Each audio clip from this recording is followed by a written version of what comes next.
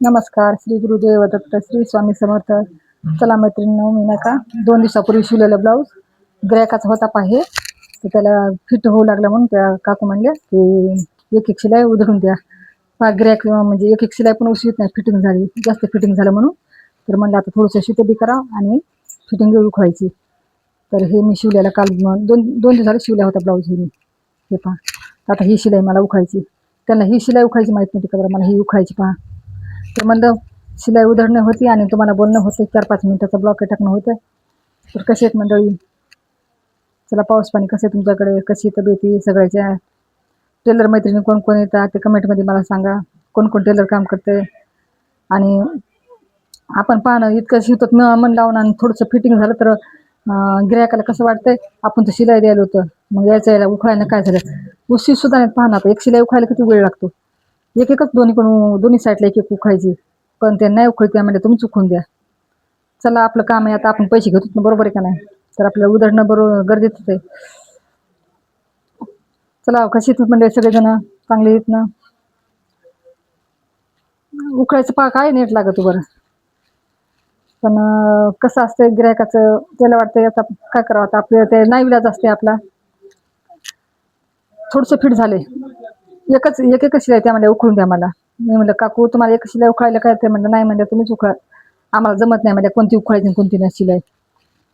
आता फिटिंग होऊ लागल्या म्हणजे समोरची बाजू एक एक उखळायची ना, पण ते नाही म्हणले. चला जाऊ द्या ना, आता शिलाई माझी एवढी फिटिंगची असते बारीक असते ना, तर ते बी तर बरोबर आहे, ते म्हाताऱ्या माणसाला दिसत नाही काय नाही. जाऊ दे, त्यांची काय चुक आहे. मी म्हणलं द्या मग देते उधळून म्हणलं तुम्हाला. त्याने आणून दिलं काल, ते काल पंचमी असल्यामुळं तर मग काल वेळच नाही मिळाला. आणि नळ पण आले होते, मग आज म्हणलं आता त्याने काल दिलं आणून, आता म्हणलं आता झालं काम.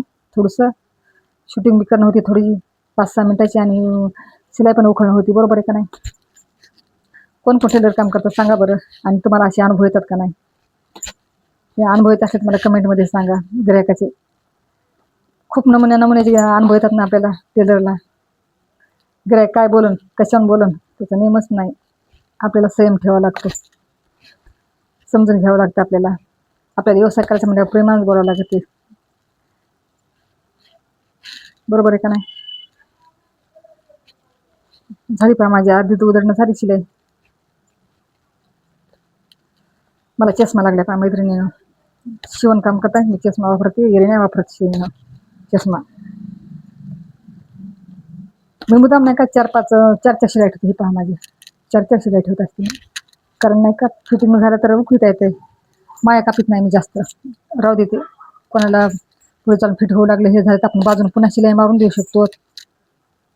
असं नाही की आपण एकदा काम शिव झालं फिटिंगला आलं पुन्हा नाही करायचं काही, तसं नाही करत मी. पुन्हा गिरायक आलं तरी मी करून देते.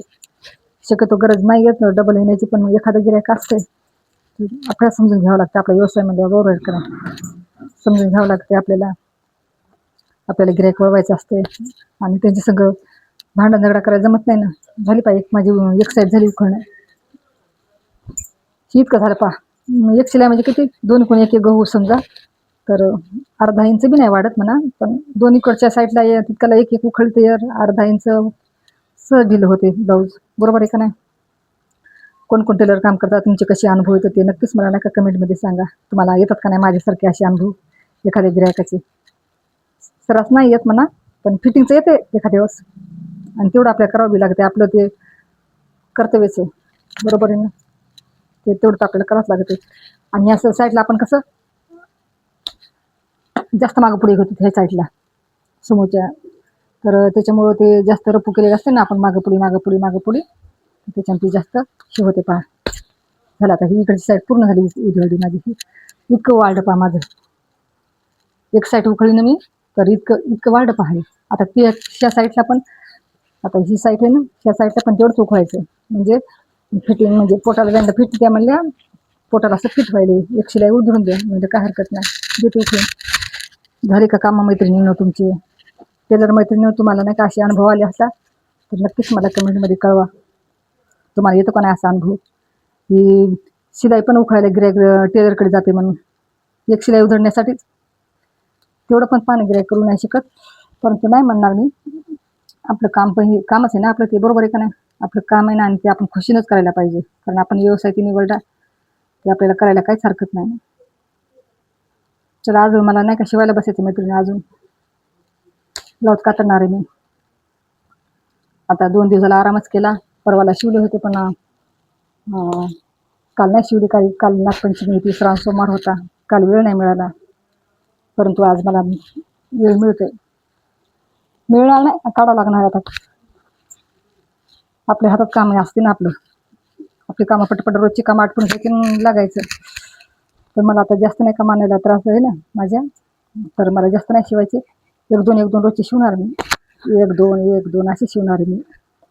एकदम तर बंद नाही करू शकत माणूस. कुठून कुठून पाहतात मला कमेंटमध्ये कळवा बरं का, तुम्ही कुठून पाहतात माझे व्हिडिओ, कुठून नाही पाहत. तुमचे अनुभव सांगा टेलरिंगचे. मला काय प्रश्न विचारायचा जा, तुम्ही काय तुमचे प्रश्न सांगत जा मला. तुमचे अनुभव सांगत जा मला, शेअर करा तुमचे अनुभव बरं का लेडीज मैत्रिणी.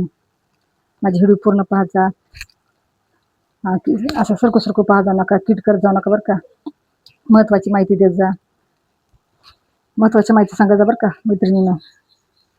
मी उखळायला मोठी सुई घेत असते, छोट्या सुई नाही हे होत. कसं ती पतला असते सुई, मी मुद्दाम नाही का 4-2 सुया मोठ्या ठेवत असते.